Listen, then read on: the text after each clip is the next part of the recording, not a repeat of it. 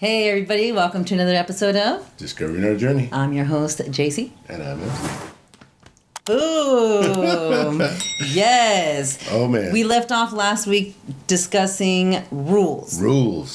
So rules are for fools. well, that's what those think who violate. Oh man. And those who violate had something coming. I don't know if you guys remember about the good old chancla, the classic. Ooh, that don't make me take it off.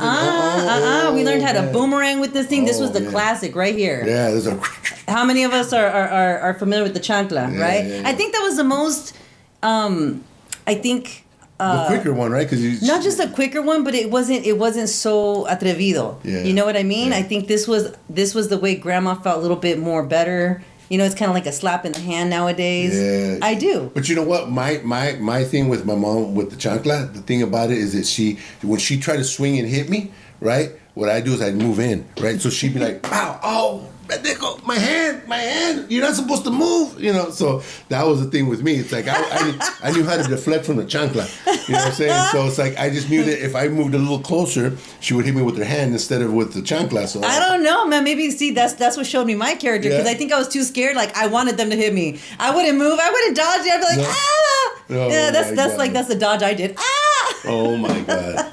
And I don't know why we always have these, laying around the house sometimes. Because Mama was always working, dude. She was always putting someone's clothes away. There you go. Another one, a little longer reach, a little longer.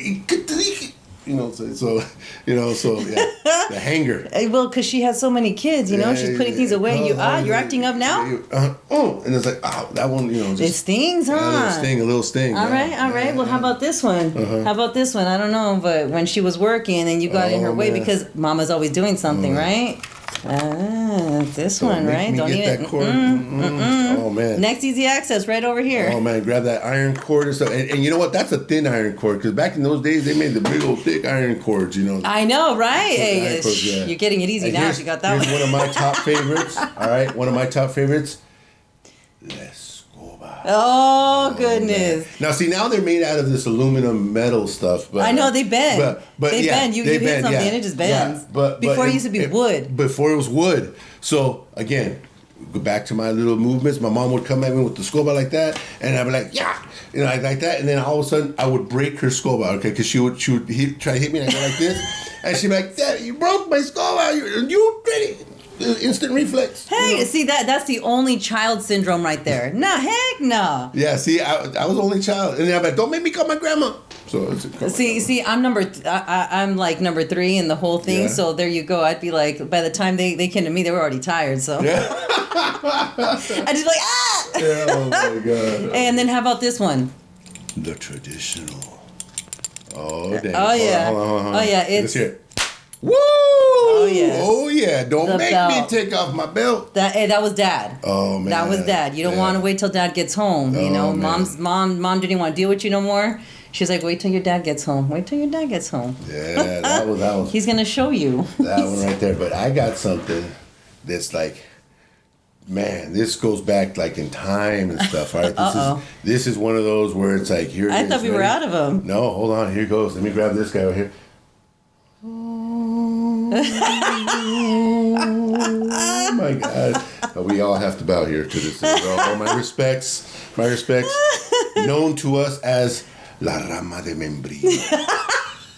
All right. Hey, and that stuff hurts. Dude, give a little swish. Oh my God, that little. Whoo. No! Don't put your hand in there. I was like, dang. I'm trying to listen to the swish. Woo! You hear that swish?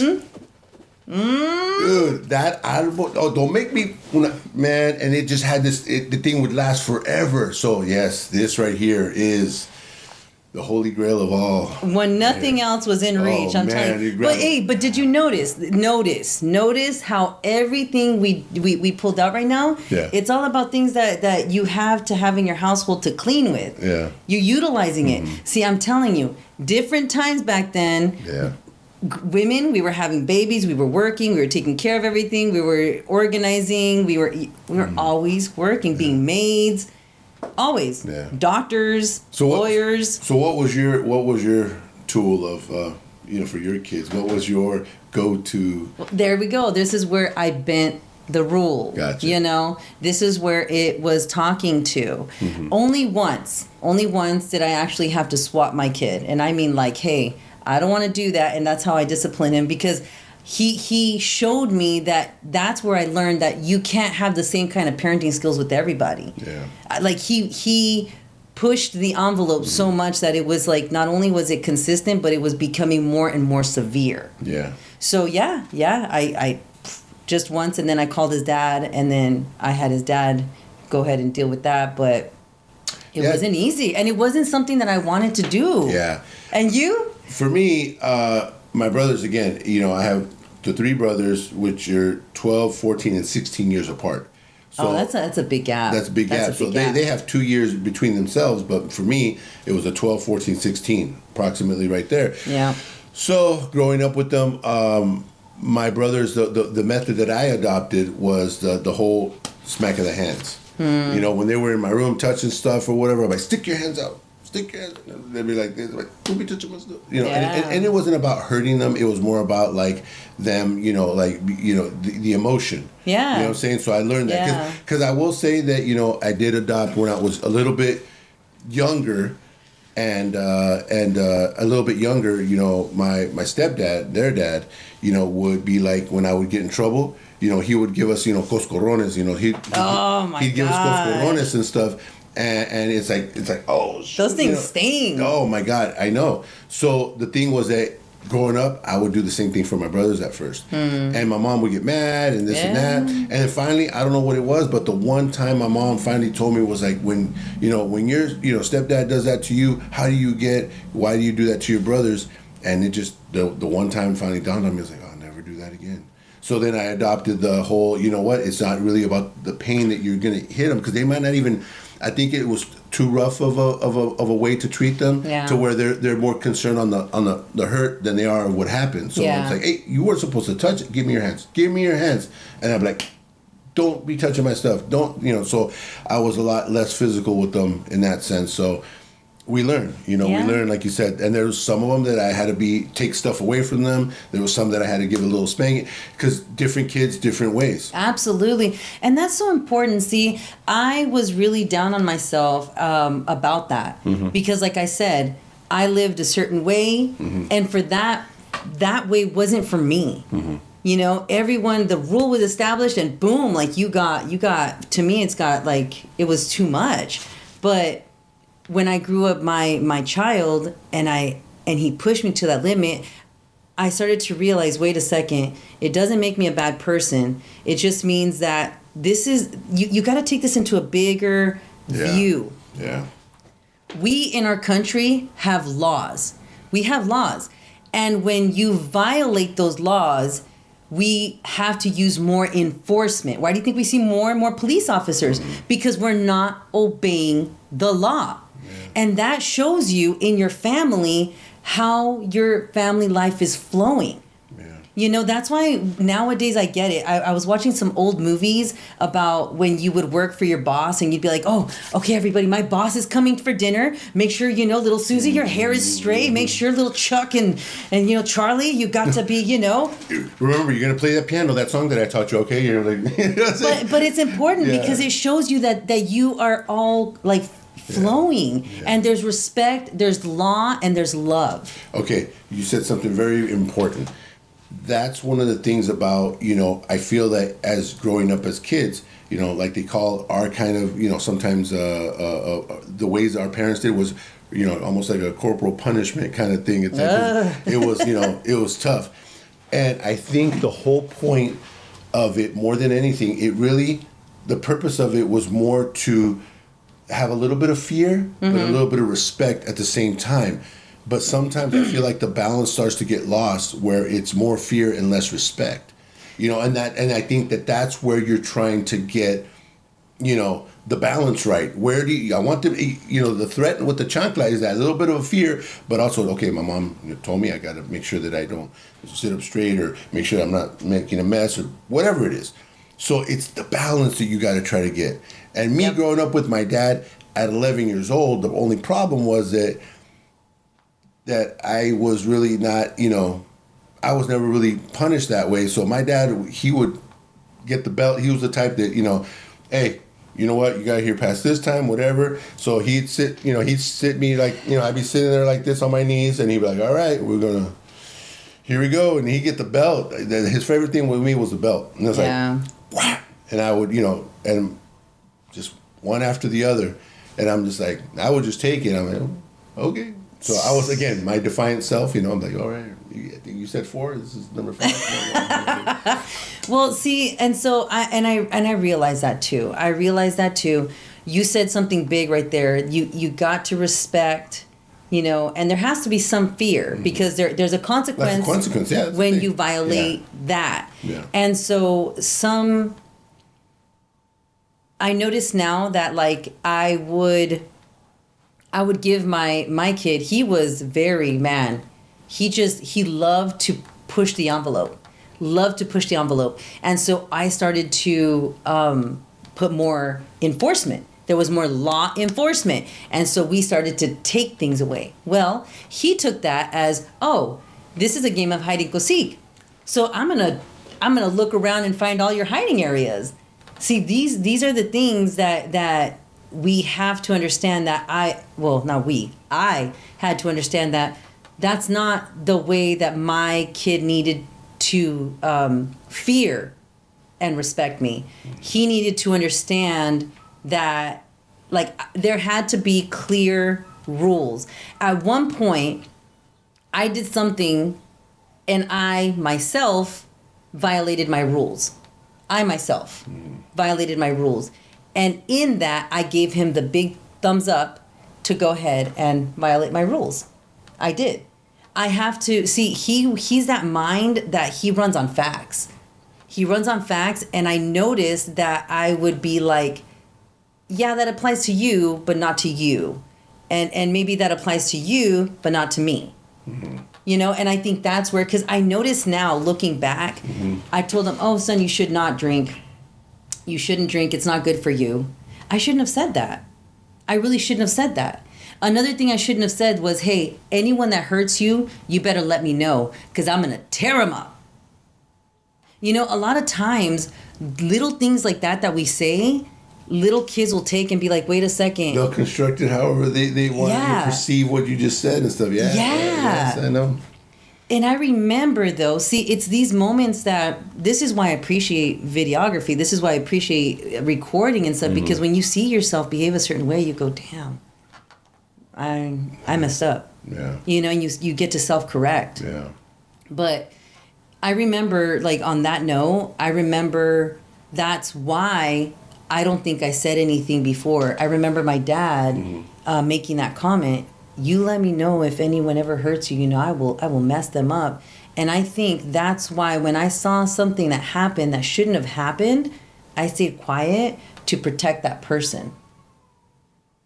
And I was like, so it's almost like it backfired in a sense. It's almost like it backfired. But see, that goes to show you, though, that everyone takes it in a different way. Yeah. And so these items that we were using to be corrected with, some of us need it. Yeah. And some of us don't. Yeah. Some of us need more of the mental stimulation. Some of us, a lot of people are like, oh, you need to practice gentle parenting. No, sweetheart, gentle parenting is not for everyone. Yeah. Gentle parenting needs to be like the standard. Yeah. Just like we said. We started with gentle parenting. Yeah. Right? No, I think first we started with gentle parenting. No, don't do that. No. Yeah. And then gentle parenting was putting your nose in the corners of the house, you stand there for a while. And then this, it started to raise, the bar started to raise. Yeah. But gentle parenting is a term that I think that people are taking way out of context, and later when they have to keep raising that bar, they blame themselves for it. Yeah, it's because sometimes you feel like more is going to help, but if your child is not that, like I said, with me, honestly, the court, that type of punishment with my dad was working backwards for him. It's like you realize is I'm not, I don't even shed a tear. Like, yeah, tears would come down my eyes because it hurt. You know what I'm saying? But I would never show him. That I was hurt. I'd be a smartass with him. Yeah. I think that's something that has to be incorporated at a very young age. Yes. And if that needed to be incorporated when you were 2, 3. Yeah, exactly. 4. Like I said, I was the dog that already had been, a certain you're already way. 11. Now you're trying to be disciplined. You think you're too big for that. Yeah. Oh yeah. At that point, he was gone, and he didn't know no other way though. He didn't know no other way, so he was like, "I'm like, yeah, this ain't gonna work, buddy." So I mean, but to whose detriment was that? Yeah. I think that was to your detriment. Like that didn't benefit you. Yeah. Everyone needs that discipline. Yeah, no, I see it now. I see it now, and to be honest with you, I've discussed this on the show before. I came, unfortunately, from a very difficult household. My stepdad was very physically, emotionally, mentally brutal to my mom, myself, and my brothers, and it was a really bad situation. There's a lot of physical violence there and stuff like that, domestic violence and stuff. So I got out of that situation and came to my father's house, and that situation for me, like I would tell people all the time, even though I didn't agree with the way that my dad would punish me, even though I didn't agree with his methods, to be honest with you, even though I was young and didn't, took the hits, I kind of appreciated him more because my stepdad would just do it out of anger, frustration, and whatever. Yeah. And at least my dad was like, I already knew that if I got home past the lights, 5 o'clock or whatever, when the lights went out, I was gonna get a whooping. Yeah. So in some sense, I understood it. So it wasn't like I was, that, like, I'm like, all right, I got you, bro. It was a clear rule. It was a clear rule. And you were violating, so that there was going to be repercussions. Yeah, so in a sense, I wouldn't really fight him back. I didn't like what he did, and I felt like, he ain't really going to help me. That he's not going to stop me. It's like, I'm just going to get used to it. So I was like, okay, hey, it's already 5:05. Well, might as well wait till 6 o'clock. I'm going to get as many times anyway. So that, in that way, it backfired on him. But in the way that I did respect him still, when he did it, I never held anything bad against my dad to say, I can't believe that you hit us like that and this and that, because I came from a place that had no structure and was hit no matter what. Just because the remote control wasn't where it was supposed to be, I would get hit. My dad would never hit us for something like that. So, that I did have a little respect for him in that sense. So. Yeah. No, but also now what I'm challenging for gentle parenting, seeing that now, first of all, like we said, there's an age. Yeah. There's an age where that structure needs to be imprinted in our little hearts.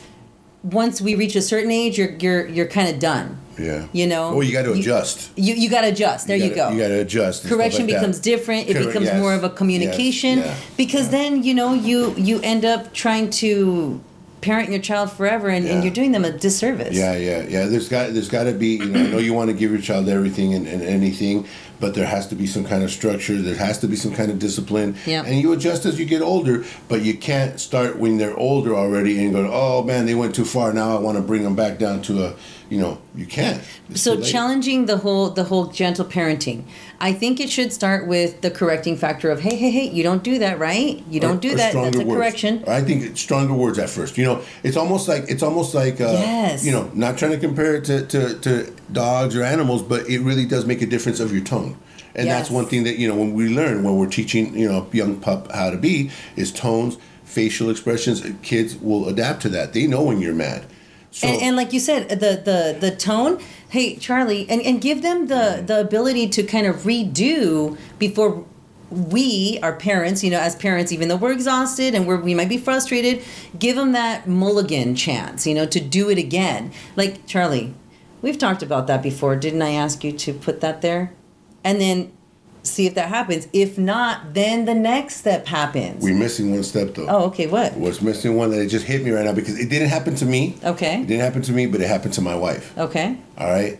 And this was like the primal, I think. This was the primal one. You don't know what it is? What? What? All right, the primal one. So your kid's doing something. Show her how to do it. And you get the bloody... Oh, the stare. Oh, you forgot about this. See, I never had the stare.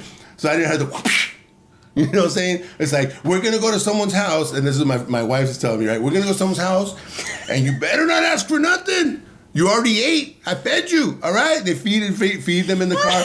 My wife would tell me the story all the time. It's like they would buy us a hamburger or something before we went to go visit, their padrinos or whoever and stuff. And it's like, don't be asking for nothing, right? And then the next thing you know, my wife said she's sitting there, and they're like, "Oh, mija, look, I made this and I made that. Oh, you want some?" Yeah. And then she look over and then whoosh, oh yes, it's like yes. The bloody stare and stuff like that. So, but I think that's a girl thing, because boys, you guys mess it up. You guys are very tatara. Oh, really? That's why I think you guys need more of the physical. Yeah. Coscorrón. ¿Qué te dije, chingada? Oh, that's what I'm saying. I never asked her, did your mom did the stare to your brother? I never asked her that, or did it work? I never asked her. I think it's a girl thing, because girls, remember, we are taught to analyze. Yeah. We are taught, that's our thing, is that we got to always be 2-3 spaces before. Boys, I'm sorry, but that's the truth, We got to analyze the situation. So you got the stare? Oh, always. Are you we forgot about the stare. She was like, next Friday, she'd be like in the refrigerator. She'd be like, and we're like, oh, dang. Walking down every aisle. Oh, I see you, Mom. Okay.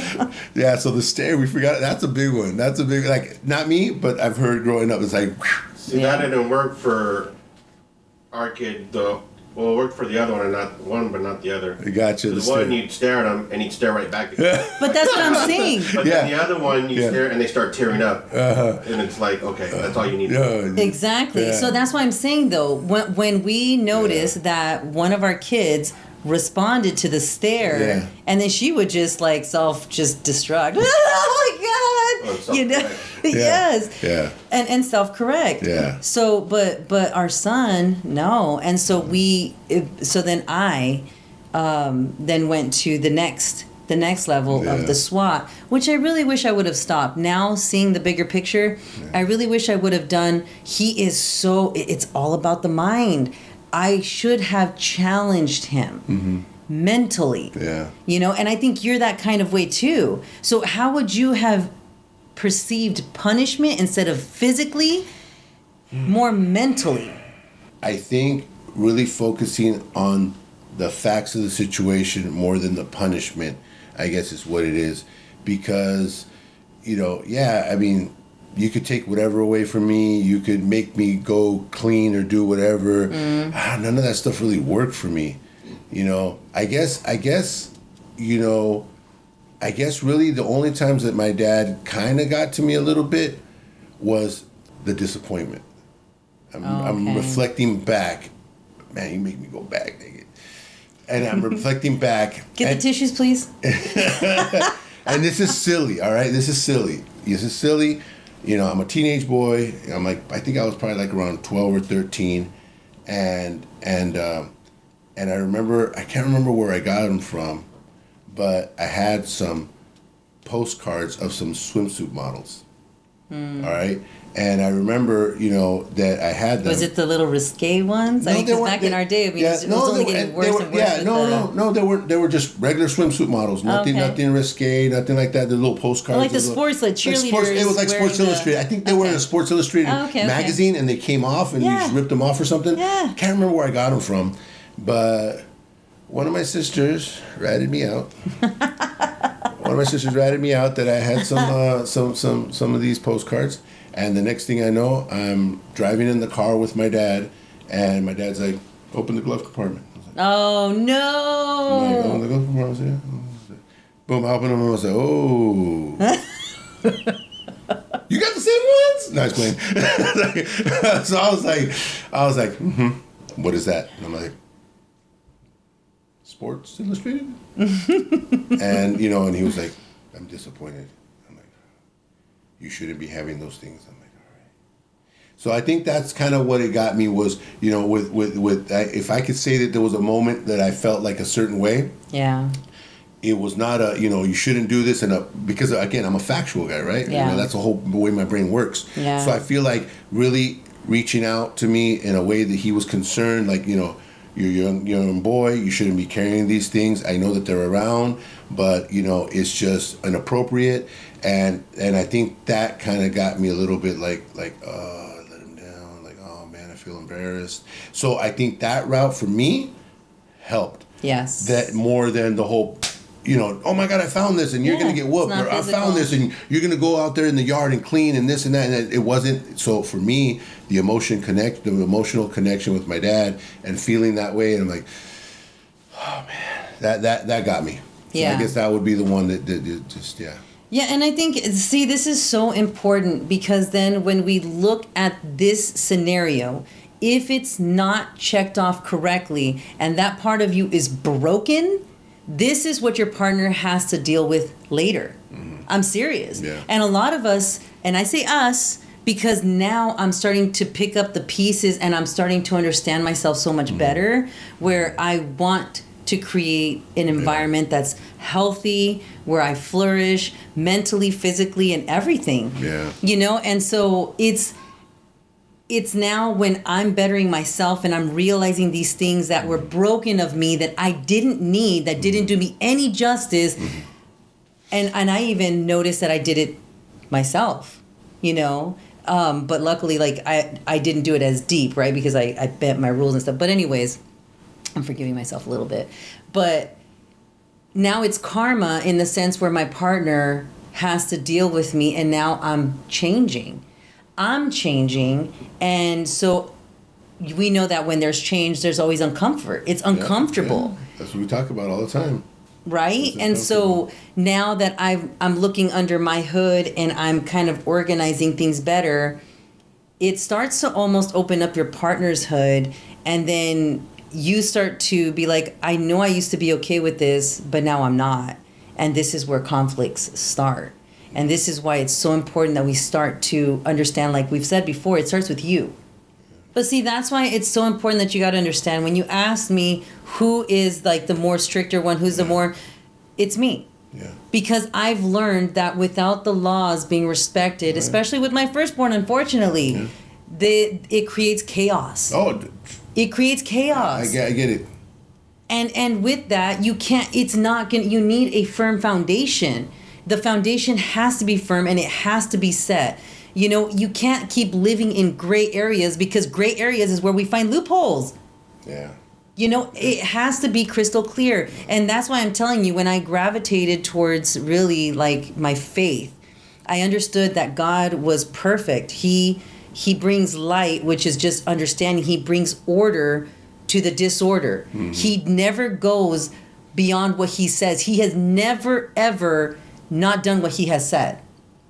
And in that, I'm understanding that he's really teaching me how to be a parent, which is really being exact, when things need to be exact. There are foundations that need to be created, and you don't tamper with them.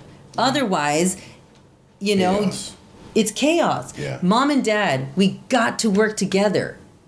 We have to work together. Yeah. Siblings will then create their own understanding to correct each other, because then, like you said, it's the fear is what keeps the respect, but it doesn't have to be the other way around. Yeah. And the thing is that, we said this on the show before, that you really have to be a parent now. Not saying you didn't have to before, but because of the information, the environment, everything you see on every type of, structures, that all this different thing is out there, you really have to do your homework to be a better parent, because it's a lot. There's just so much information out there that you have to try to guide them before they get guided or understand something else. So it's not easy. It's not simple. You have to do your homework. Because if not, though, let me tell you, this is how divorces happen. Yeah. It really is. This is how countries fall. I'm telling you, any little situations, we can blow it up into bigger views and understand what's happening. There was a story that came out on my feed where it was about, and I don't want to touch in too much about things that are out of our scope, except for like our journey. But this is things that come in where it's like, hey, is it okay to have other flags posted in school? Where I'm just like, you know what? I get it. There's a lot of thoughts and everything that's happening around us, but to be honest with you, the only flag that should be flown out of respect, with no other reason, that it's a rule, is that we're in our country, we're in the United States of America. Keep that flag as the only thing that's up, and propped. Everything else, you got your home. You got your room. And we've always been proud to say we are united. It's been a trip learning all this stuff, but yeah, definitely. like always, right? In everyday life, there's no growth without pain. Until next time.